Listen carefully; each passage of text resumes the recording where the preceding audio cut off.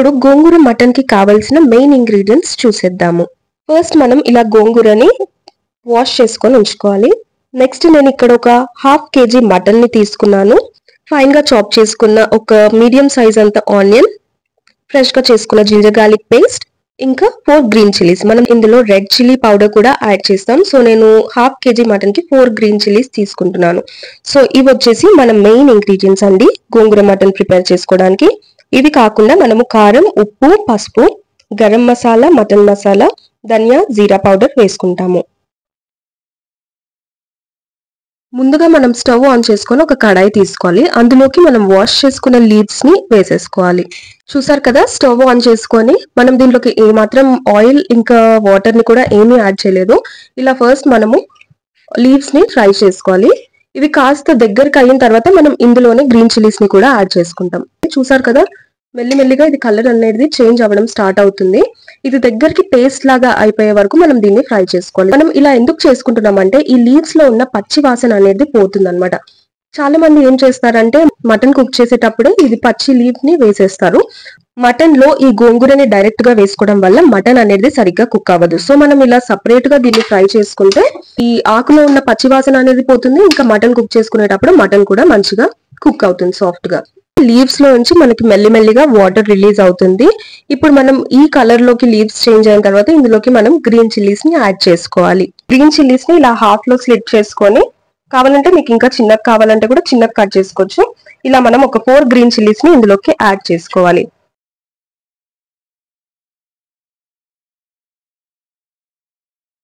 చూసారు కదా, కలర్ కూడా ఎంత బాగా చేంజ్ అయిందో. ఇందులోనే ఇది కొంచెం దగ్గరకు అయిన తర్వాత మనం హల్దీ పౌడర్ ని, పసుపుని యాడ్ చేసుకుందాము. ఇప్పుడు మనకి గోంగూర మటన్ లోకి గోంగూర పేస్ట్ అనేది రెడీ అయిపోయింది. ఇప్పుడు మనం స్టవ్ ఆఫ్ చేసుకొని మటన్ ని కుక్ చేసుకుందాము.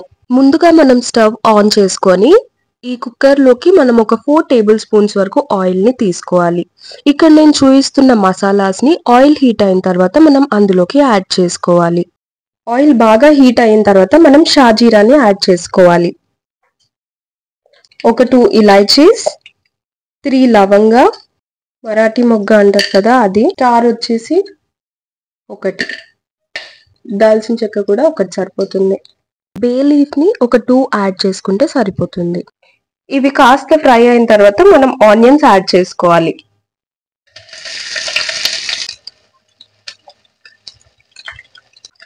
ఆనియన్స్ యాడ్ చేశాక ఈ మసాలా ఇంకా ఆనియన్స్ బాగా ఫ్రై అవ్వాలి. నార్మల్ గా గోంగూర మటన్ లో చాలా మంది మసాలా అనేది వేసుకోరండి. నేను ముందు వేసాను కదా, షాజీరా అలా వేసి ఆనియన్స్ ఫ్రై అయిన తర్వాత జింజర్ గార్లిక్ పేస్ట్ వేసేస్తారు. అలా కాకుండా ఇలా మసాలా వేసుకొని ట్రై చేస్తే కూడా టేస్ట్ అనేది చాలా బాగుంటుంది.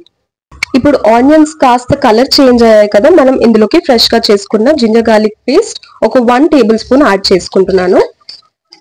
నార్మల్ గా మనం ఇంట్లో రెగ్యులర్ గా చేసుకునే జింజర్ గార్లిక్ పేస్ట్ ఉన్నా కానీ ఇలా నాన్ వెజ్ ప్రిపేర్ చేసుకున్నప్పుడు మనం సపరేట్ గా కాస్త జింజర్ గార్లిక్ పేస్ట్ ని ప్రిపేర్ చేసుకొని ఫ్రెష్ గా వేసుకుంటే ఏమవుతుందంటే టేస్ట్ అనేది చాలా బాగుంటుంది. దీని పచ్చి వాసన మొత్తము పూర్తిగా పోయిన తర్వాతనే మనం ఇందులోకి మటన్ ని యాడ్ చేసుకుంటాము.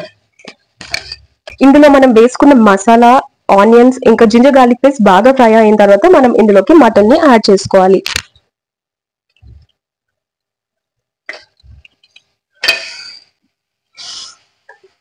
ఇక్కడ నేను ½ kg మటన్ తీసుకుంటున్నానండి.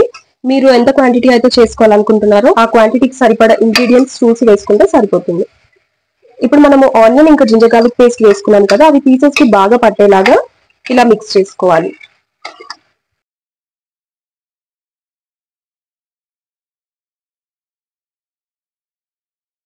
ఇప్పుడు మటన్ ఇంకా మనం ముందు వేసుకున్న మసాలా అంతా ఇలా కలిపేసుకున్నాం కదా, ఈ మటన్ లోంచి కాస్త వాటర్ రిలీజ్ అయ్యేంత వరకు సిమ్ లోనే పెట్టుకొని దీన్ని బాయిల్ చేసుకోవాలి.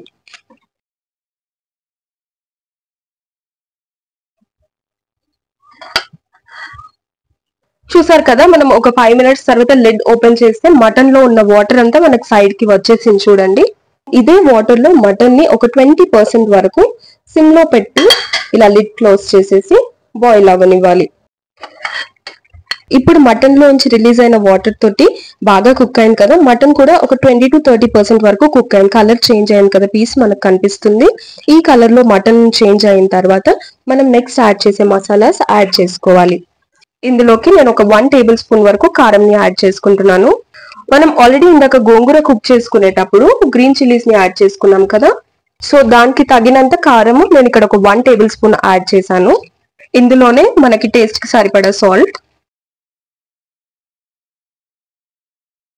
ఒక హాఫ్ టీ స్పూన్ జీరా పౌడర్, ఒక హాఫ్ టీ స్పూన్ ధనియా పౌడర్ యాడ్ చేసుకున్నాము. ఇందులోనే మనం మటన్ మసాలాను కూడా యాడ్ చేసుకోవాలి. ఇలా మసాలాస్ అన్ని యాడ్ చేసిన తర్వాత పీసెస్ కి బాగా పట్టేలాగా మనం మిక్స్ చేసేసుకోవాలి. చాలా మంది ఇందులోనే కాస్త టొమాటోస్ ని యాడ్ చేసుకుంటారు, కానీ నేను ఇక్కడ టొమాటోస్ ని యాడ్ చేయట్లేదు. ఎందుకంటే మనం గోంగూర క్వాంటిటీ కాస్త ఎక్కువ తీసుకున్నాము, సో అందుకే నేను టొమాటోస్ యాడ్ చేయట్లేదు. మీరు తీసుకునే గోంగూర పులుపుని పట్టి కూడా మీరు టొమాటోస్ కావాలంటే యాడ్ చేసుకోవచ్చు.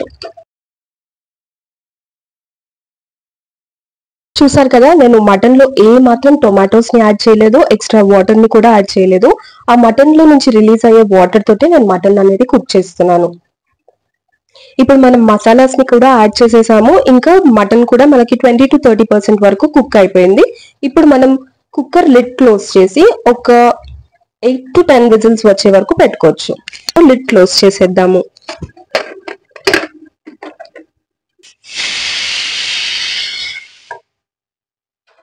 ఇప్పుడు కుక్కర్ ప్రెషర్ అంతా పోయింది కదా, మనం ఇప్పుడు లిడ్ ఓపెన్ చేసుకోవచ్చు.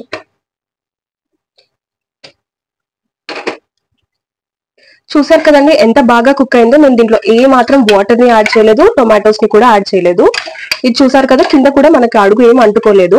మనకు మటన్ లో వచ్చే వాటర్ ని ఇందులోకి ప్రెషర్ కుక్కర్ చేసేటప్పుడు పెట్టుకుంటే సరిపోతుంది. చూసారు కదా, ఇలా మంచిగా డ్రైగా కుక్ అవుతుంది.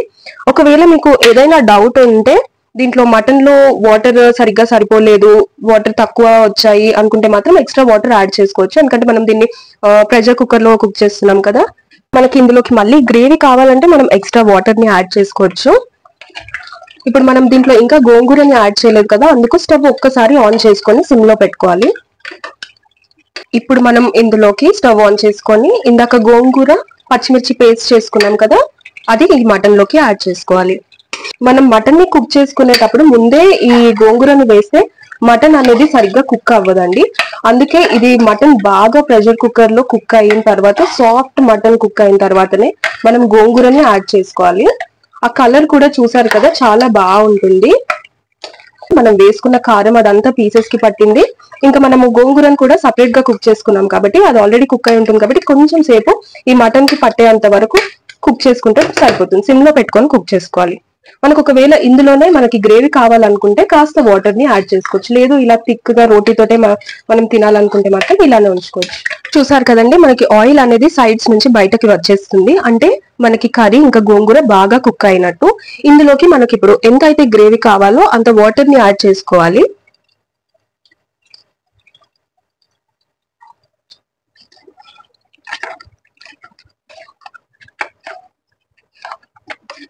నేను ఇక్కడ ఒక 1 గ్లాస్ అంత వాటర్ ని యాడ్ చేసుకున్నాను గ్రేవీ కోసము.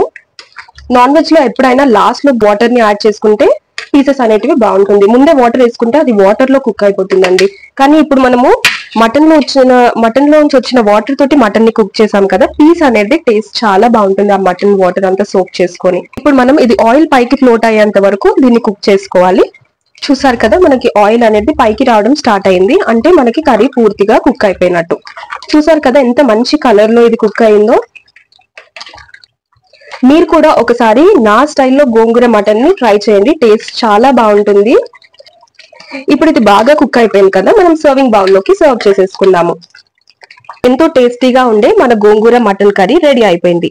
ఇప్పుడు మనము బగారా రైస్ కాంబినేషన్ తోటి టేస్ట్ చేసి చూద్దాము.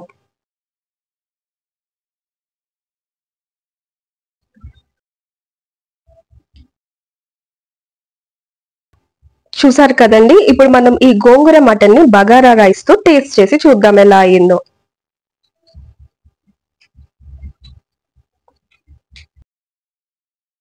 చూసారు కదా, ఎంతో టేస్టీగా ఉండే మన గోంగూర మటన్ కర్రీ రెడీ అయిపోయింది.